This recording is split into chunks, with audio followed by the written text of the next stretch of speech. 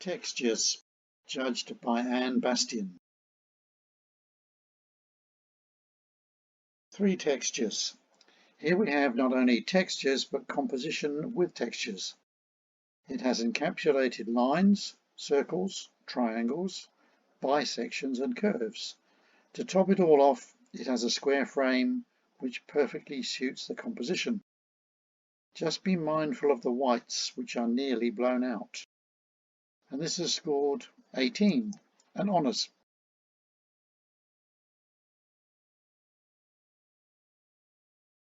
After the rain.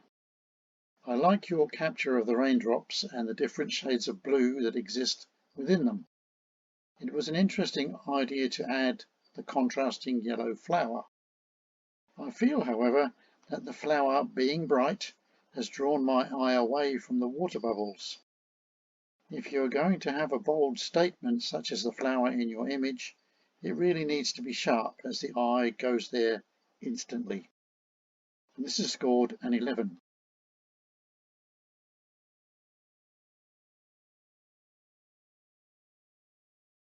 Branch bracelet. This is an excellent capture of lichen on a branch. The depth of field has been well handled, getting sharpness right into the centre. There is an abundance of texture in this cluster, as well as on the branch which leads to it. Well done. It's not always easy to get this lichen sharp right through. The image just needed less background, as the subject is about the texture, not the scene. And this is scored 14.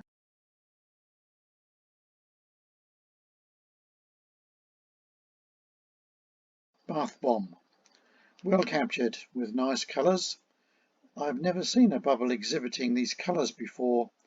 I must look more closely when I do the dishes next time. For me, this is more of a soft colour experience than a texture experience. There is fluidity and softness, but not a lot of gritty tactile feeling to the texture. Even the little bubbles flow within the swirls of the colour bands. And this is scored 12.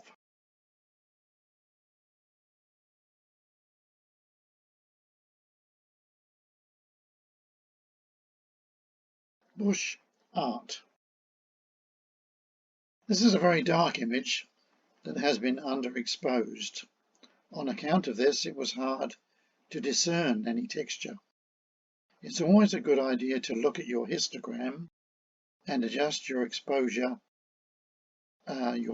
meter before you take the shot. If your camera does not have this, then exposing can be adjusted in post-processing. And this is scored 6.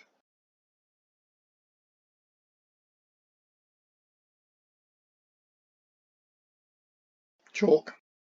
This image has nice lighting, and it's good to see all the colour marks where the other chalks have rubbed off and the textures of the chalks themselves.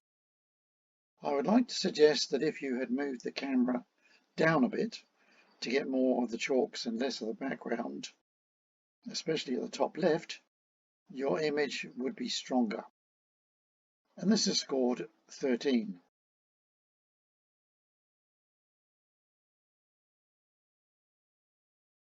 Courtesy Indiana Jones.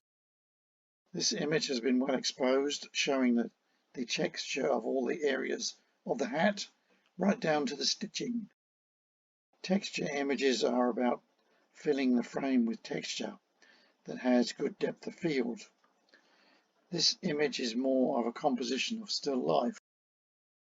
And I suggest that if you were to crop into the hat area, perhaps with a macro lens, you would capture a closer look at the felt texture without the other elements. And this is scored 14.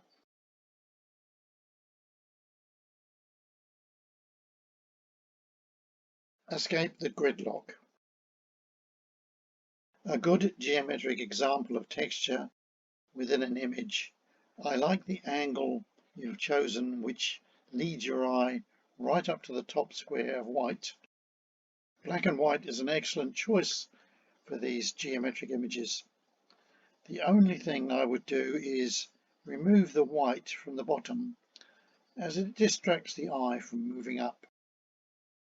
And this is scored a 16.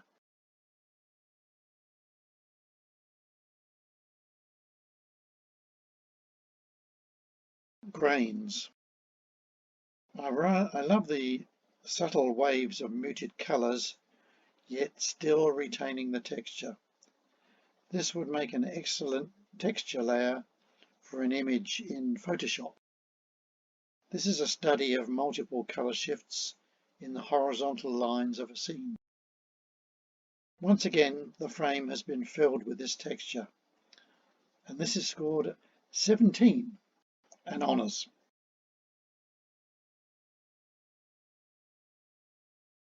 Life on limestone.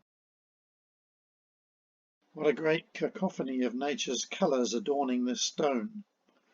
I love the soft curvy lines all intertwining with that little pop of green moss sitting on the thirds. This adds interest and somewhere for the eye to rest. Well exposed with a good crop that fills the frame. And this has scored 20 and honours.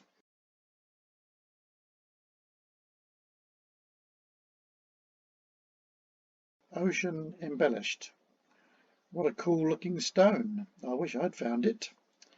There is lovely texture on the stone, and I would like to have seen more of it. If you were to get in close, perhaps with a macro lens, and just photograph the lovely texture on that stone, filling the frame, it would be a stronger texture shot. And this is scored at 12.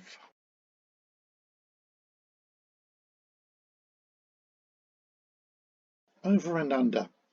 Another great example of getting in close with a good depth of field to show the nature of the weave. A well-presented square crop with the edges all nicely lined up, filling the frame with opposing diagonal sections, complements the composition well. And this is scored 19 and honours.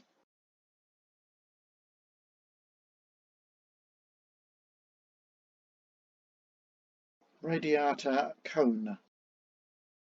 I feel that more emphasis has been put on the composition and coloured light than the actual texture. It would be a better texture example if you had simply taken a single cone or the intersection of two cones and got in real close with a macro lens perhaps to show us the texture of a pine cone close up. And this is scored 10.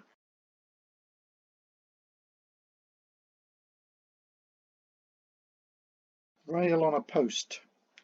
Great texture formed by nature, well exposed and good saturation. The only thing I would consider would be whether to crop off the posts top and bottom to make the rail fill the frame, as this is where the texture is. This is scored 17 and honours.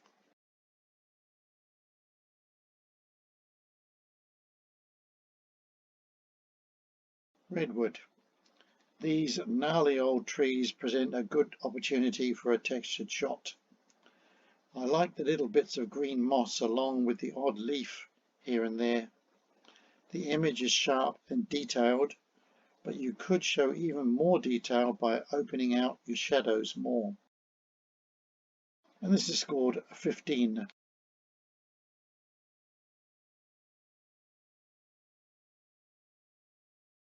Roses are dead. There's a lot going on in this image and I'm looking for some in-focus texture. The shallow depth of field use here is not enabling much of the texture to be shown. This is evident in the fact that the petals in the foreground are very soft compared to some sharp areas further back in the image.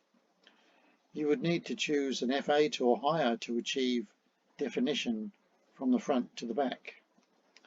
Remember, texture is about all the little details being sharp and well defined.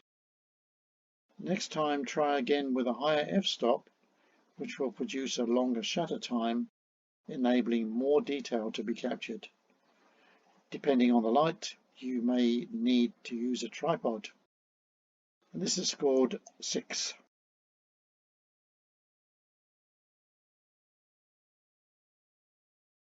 Rust never sleeps. There is great texture in this image and it fills the frame. The exposure has given vibrant colours along with that extra little bit of texture in the layers in the top left corner. It makes me want to explore the flaky bits. And this is scored 18 and honours.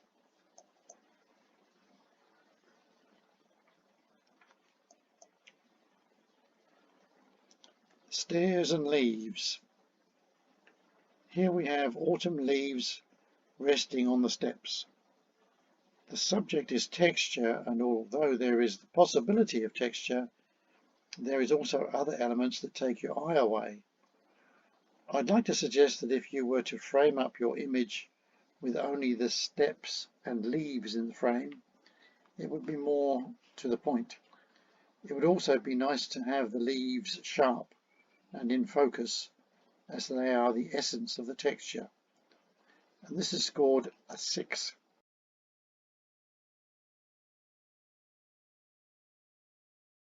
Textures.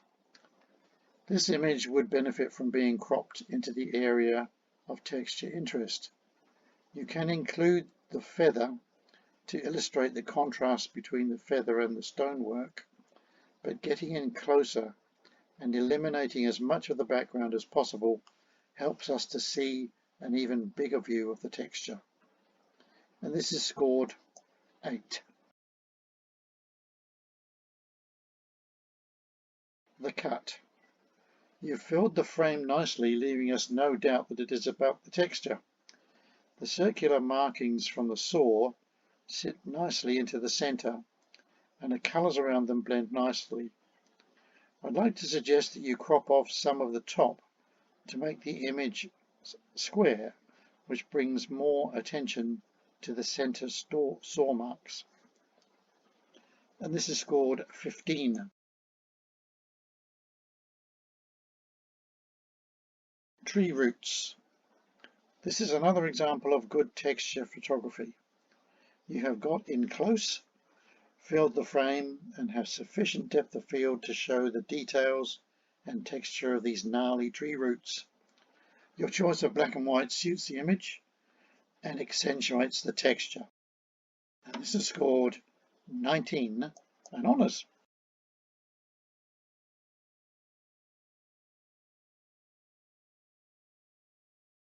Wood carving. Your image shows nice texture in the adze marks created whilst carving the scrolls. I don't know if you used flash or another source of light, but when there is varnish on a surface it reflects the light, which in turn creates blown out areas. Diffused light is best used for these types of shots. I feel your crop is a little tight on the right hand side and would be better balanced with a similar amount showing as is on the left hand side. And this is scored 8.